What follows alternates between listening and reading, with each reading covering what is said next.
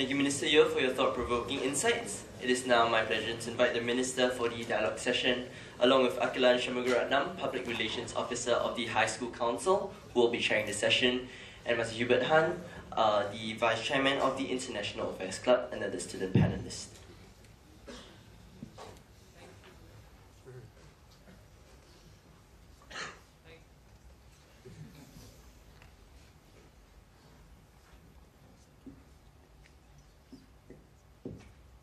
Thank you very much, Minister Yeo, for the intriguing thoughts you have shared on this relatively unexplored issue to us all here today, of the image of oneself, one's identity, and perhaps even a sense of longing and belonging.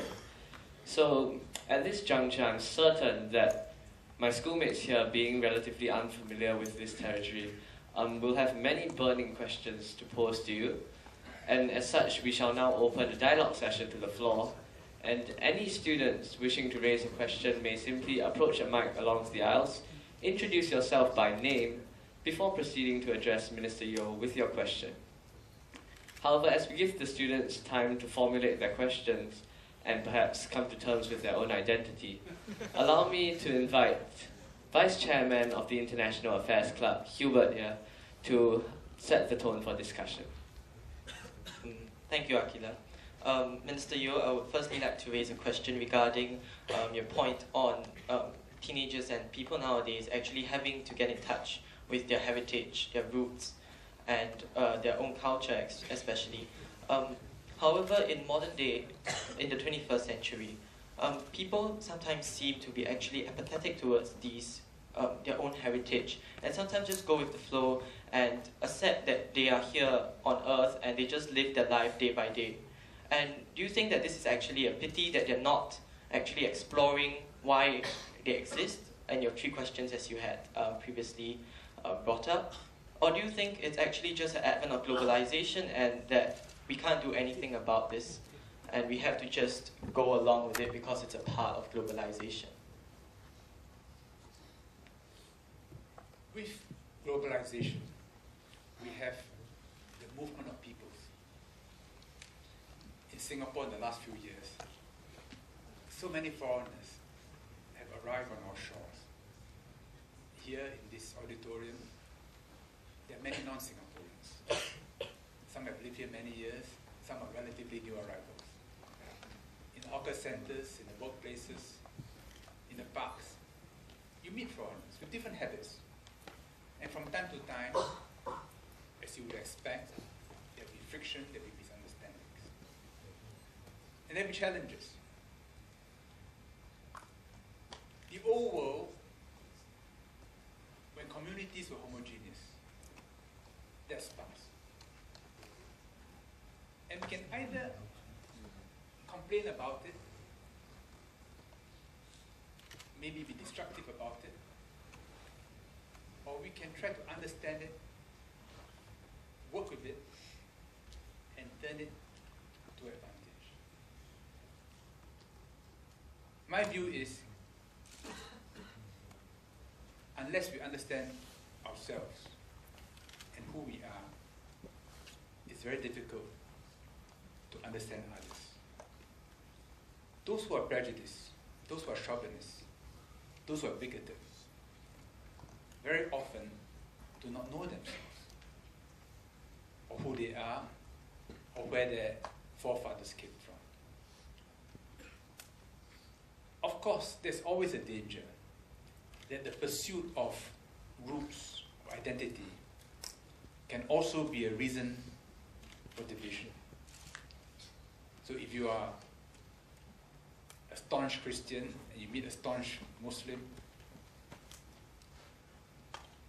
there could be a fight, because each believes that his claims are total.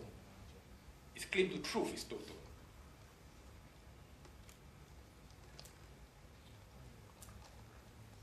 In Singapore, the government, teachers, parents worry a lot about this, which is why we are always making efforts to reach out to one another, to find common ground. there is always tension, even when sometimes we pretend that there's none. But there's always tension. And that tension is brought about by globalization.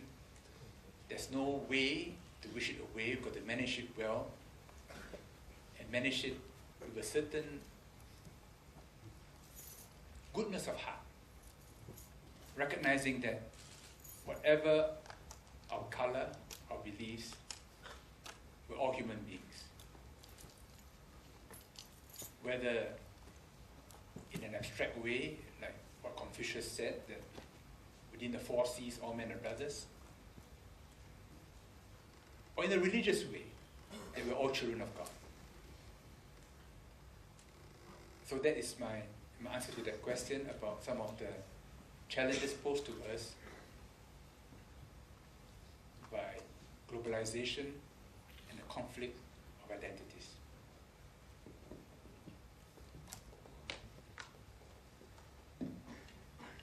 Do we now have any further questions for Minister Yeo from the floor?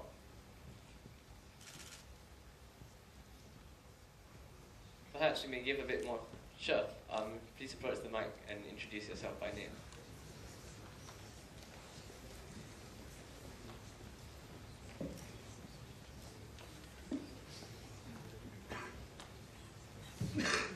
Morning, Minister Sir. I am Daniel from 4B, and I have a question for you. You've been talking a lot about our individual self and our identities and how we fit into this world and what is our purpose here. But I'd like to extend it a bit. Since you are the Minister for Foreign Affairs, I'd like to ask you about Singapore as a whole. How Singapore answers to these 3 questions, especially the question about Singapore's identity. Thank you.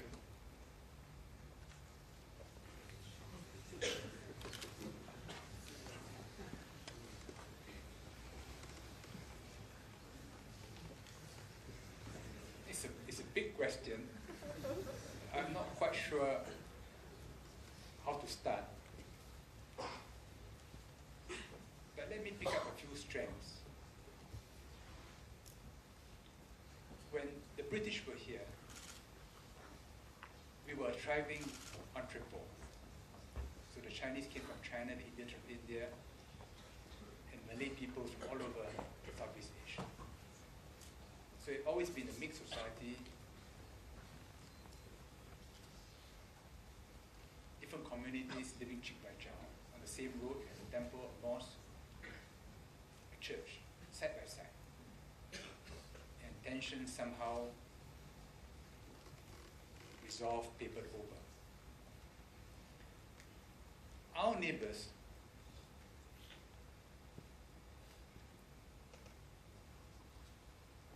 are organized differently.